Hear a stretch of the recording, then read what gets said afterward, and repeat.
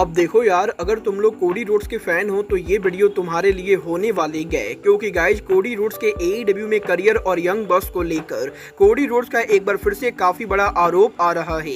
AEW में Adam Cole के potential return को लेकर एडम कोल का काफी बड़ा हिंट आ चुका है। डब्ल्यूडब्ल्यूई के इस हफ्ते मंडे नाइट रॉ के ऊपर एईडब्ल्यू के ऑल इन को प्रमोट किया गया है। तो गाइज वहीं गोलिया डब्ल्यूडब्ल्यूई पर कब डेब्यू करेंगे, इसको लेकर भी बड़ी अपडेट आ रही है। तो गाइज चलिए बिना किसी देरी के शुरू करते हैं इस वीडियो को, और सबसे पहले बात करेंगे एडम कोल की। वेल गाइज बात करें अगर यहाँ पर एडम कोल की, तो गाइज ये बात तो हम सभी लोगों को मालूम है, करंटली यहाँ पर एडम कोल इंजरी की वजह से बाहर चल रहे गए और अभी तक यहाँ पर इस चीज को लेकर कंफर्म रिपोर्ट नहीं आई गए कि एडम कोल एग्जैक्टली एईडब्ल्यू पर उनका रिटर्न कब करेंगे। बट गाइज यहीं एईडब्ल्यू पर एडम कोल के रिटर्न को लेकर एडम कोल ने सोशल मीडिया पर काफी बड़ा टीज कर दिया है, जहां पर इस हफ्ते एडम कोल आरओएच के वर्ल्ड टाइटल के साथ उनके एक पुराने पिक्चर को शेयर करते गए और इस पिक्चर को शेयर करते हुए एडम कोल सोशल मीडिया पर बूम ट्वीट करते गए। और यहीं कोल के इस ट्वीट के बाद जहां काफी सारे लोग ये मान रहे गए कि आरओएच के upcoming death before dishonour pay per view के ऊपर एडम कोल के फैक्शन के मेंबर रॉड्रिक स्ट्रॉन्ग के मैच को लेकर एडम कोल रॉड्रिक स्ट्रॉन्ग को प्रमोट कर रहे गए, तो वहीं काफी सारे लोगों का ये मानना है कि एडम कोल उनके रिटर्न को टीज कर रहे गए। मतलब ये तो आने वाला टाइम बताएगा कि एडम कोल यहाँ पर एईडब्ल्यू के ऊपर उनका रिटर्न टीज करके रिटर्न करते हैं या नहीं, और क्या यहाँ पर death before dishonour pay per view के ऊपर रॉड्रिक स्ट्रॉन्ग के वर्ल्ड टाइटल मैच के अंदर एडम कोल की कोई इन्वॉल्वमेंट होती है या नहीं। बट गाइस जहां तक बात रही रिटर्न करने की, तो एडम कोल वो इकलौते रेसलर नहीं गए जो एईडब्ल्यू पर उनका रिटर्न टीज कर रहे गए। गाइस यहाँ पर एईडब्ल्यू के अनदर सुपरस्टार बडी मैथ्यू ने भी उनके रिटर्न को टीज कर दिया है। ये बात तो हम सभी लोगों को मालूम है। आज से करीबन 3 से 4 हफ्ते पहले एईडब्ल्यू के कोलिजन शो पर स्टोरी लाइन के अंदर बडी मैथ्यू को इंजरी हुई थी, और गाइस क्योंकि रियल लाइफ में बडी मैथ्यू को रिया रिप्ले से शादी करनी थी, तो गाइस इसीलिए बडी मैथ्यू ने एईडब्ल्यू के टेलीविजन से ऑफ लिया था। और अब जबकि रिया रिप्ले और बडी मैथ्यू की शादी हो चुकी है, तो बडी मैथ्यू ने एक बार फिर से सोशल मीडिया के ऊपर एईडब्ल्यू में उनके पुराने इंजरी को लेकर वीडियो पोस्ट किया है, और वो इस वीडियो को पोस्ट करके ये बोलते गए कि वो यहाँ पर सब कुछ सुन और देख रहे गए और वो यहाँ पर रिकवर कर चुके गए। और बडी मैथ्यू के इस पोस्ट के द्वारा वो भी ये टीच कर रहे गए कि जल्दी एईडब्ल्यू के अंदर वो उनका रिटर्न करने वाले गए। वेल गाइस देखना बहुत ही दिलचस्प होने वाला है कि नेक्स्ट वीक क्या एईडब्ल्यू कोलिजन शो के ऊपर ई स्पोर्ट स्टेडियम में बडी मैथ्यू उनका रिटर्न करते हैं या नहीं। बट गाइस चलिए फिलहाल आगे बढ़ते और बात करते हैं एईडब्ल्यू के upcoming battle of the belt की। वेल गाइस ये बात तो हम सभी लोगों को मालूम है, एईडब्ल्यू कंपनी हर साल उनके battle of the belt show करती है, और यहीं एईडब्ल्यू का अगला battle of the belt show कब होगा ये यहाँ पर फाइनली कंफर्म हो चुका है। गाइस यहाँ पर एईडब्ल्यू का 11वां battle of the belt show AEW company e sport stadium में 27 जुलाई को करने वाली है। और गाइस 27 जुलाई को ई स्पोर्ट स्टेडियम में कोलिजन के लाइव जाने के बाद सेम अरीना के अंदर एईडब्ल्यू उनके इस साल का अगला battle of the belt show करेगी, और 27 जुलाई के ऊपर आपको यहाँ पर 3 आवर का लाइव शो देखने को मिलने वाला है, जहां 2 घंटे के कोलिजन शो के बाद एईडब्ल्यू कंपनी 1 घंटे के battle of the belt show को ब्रॉडकास्ट करेगी। वेल देखना बहुत ही दिलचस्प होने वाला है कि एईडब्ल्यू के ई स्पोर्ट स्टेडियम में battle of the belt show के ऊपर एईडब्ल्यू कौन कौन से टाइटल मैचेस बुक करती है। बट गाइस जहां तक बात रही बुक करने की, तो गाइस यहीं डब्ल्यूडब्ल्यूई के अंदर गोलिया यहां पर उनका डेब्यू कब करेंगी, इसको लेकर काफी बड़ी अपडेट आ चुकी है। गाइस यहां पर ये बात तो हम सभी लोगों को मालूम है, 2 दिन पहले मारी गोल्ड के बिगेस्ट शो समर डेस्टिनी के ऊपर गोलिया यहां पर मेन इवेंट पर रेसल कर रही थी, और यहीं गोलिया के इनाग्रल मारी गोल्ड चैंपियनशिप को मैच में हार जाने के बाद अब काफी सारे लोग ये बिलीव करते गए कि गोलिया यहां पर डब्ल्यूडब्ल्यूई के ऊपर आने वाली गए। वेल गाइस वैसे तो पीडब्ल्यू इनसाइडर का भी यही कहना है कि डब्ल्यूडब्ल्यूई के समर स्लैम के ऊपर गोलिया यहां पर पॉसिबली अपीयर हो सकती है। बट गाइस यहां पर जापान से इस चीज को लेकर अपडेट आ रही है कि अब भी यहां पर मारी गोल्ड के अंदर गोलिया कुछ मैचेस लड़ने वाली है, और आने वाले 1 महीने के अंदर मारी गोल्ड के अंदर कुछ बड़े शो के ऊपर हमें यहां पर गोलिया काम करते हुए दिखाई देंगी। और जहां डेल्टा और स्टेफनी वैकूर जैसे रेसलर डब्ल्यूडब्ल्यूई के बाहर उनके कमिटमेंट को पूरा करके डब्ल्यूडब्ल्यूई पर आ रहे गए, वहीं गोलिया अब भी डब्ल्यूडब्ल्यूई के बाहर मारी गोल्ड के कुछ शो पर काम करने वाली है। मतलब ये तो आने वाला टाइम बता बताएगा कि गोलियां यहाँ पर डब्ल्यूडब्ल्यूई पर एग्जैक्टली उनका डेब्यू कब करती गए।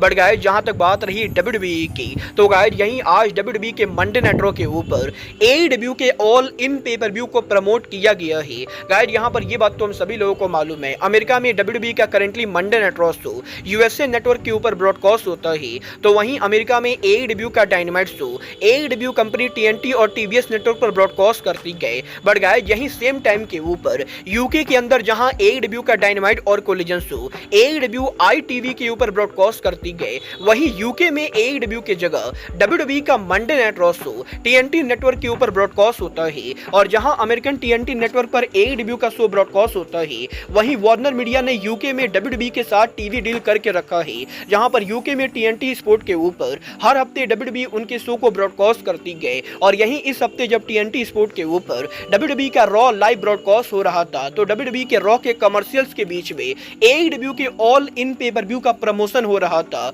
और गाइस क्योंकि यहां पर वार्नर मीडिया एईडब्ल्यू कंपनी को अमेरिका में ब्रॉडकास्ट करती गए, तो गाइस इसीलिए वार्नर मीडिया की वजह से वार्नर मीडिया यूके में डब्ल्यूडब्ल्यूई के रॉ के शो के बीच में एईडब्ल्यू के ऑल इन शो के यहां पर वीडियो पैकेज एयर करती गए। और गाइस यहां पर ये काफी अजीब चीज है कि डब्ल्यूडब्ल्यूई के रॉ के शो के कमर्शियल्स के ऊपर एईडब्ल्यू का all in show TNT network के ऊपर प्रमोट हो रहा है। वेल देखना बहुत ही दिलचस्प होने वाला है कि डब्ल्यूडब्ल्यूई के शो के बीच में एईडब्ल्यू के ऑल इन के प्रमोट होने के बाद आखिर यहां पर ऑल इन को कोई फायदा होता है या नहीं। बट गाइस चलिए फिलहाल आगे बढ़ते हैं और बात करते हैं एईडब्ल्यू के फॉर्मर सुपरस्टार दी अमेरिकन नाइटमेयर कोडी रोड्स की। वेल गाइस ये बात तो हम सभी लोगों को मालूम है, कोडी रोड्स डेफिनेटली एईडब्ल्यू के फाउंडेशन के one of the main pillar है। और गाइस एईडब्ल्यू कंपनी के फाउंडेशन और क्रिएशन के अंदर कोडी रोड्स ने बहुत ही बड़ा रोल प्ले किया है।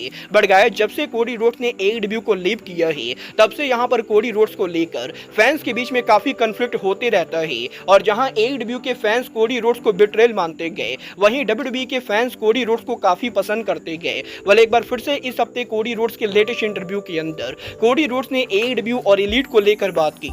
और एक बार फिर से कोडी के इंटरव्यू के अंदर कोडी रोड्स ने कुछ उल्टा सीधा स्टेटमेंट दे दिया है। गाइस यहां पर कोडी रोड्स का ये कहना है कि द यंग बक्स ने एईडब्ल्यू के क्रिएशन को लेकर जो बुक लिखी गई, उस बुक के अंदर यंग बक्स ने ये कहा है कि एईडब्ल्यू कंपनी के अंदर एलीट के बाकी सभी मेंबर्स को साइन करने के बाद कोडी रोड्स को टोनी खान ने आखिरी में साइन किया था। और यंग बक्स के बुक में ये कहा गया है कि सबसे पहले एईडब्ल्यू के अंदर यंग बक्स और हैंगमैन एडम पेज जैसे रेसलर्स को टोनी खान ने साइन किया, और कोडी रोड्स एलीट के वो आखिरी मेंबर थे जिसको यहाँ पर टोनी खान ने कंपनी के अंदर साइन किया था। और गाइस कोडी रोड्स इस चीज को देखकर काफी एंग्री गए कि यंग बक्स ने उनके बुक के अंदर ये कहा है कि टोनी खान ने कोडी रोड्स को लास्ट में साइन किया था, जबकि रियलिटी में कोडी रोड्स टोनी खान से काफी लंबे टाइम से बात कर रहे थे।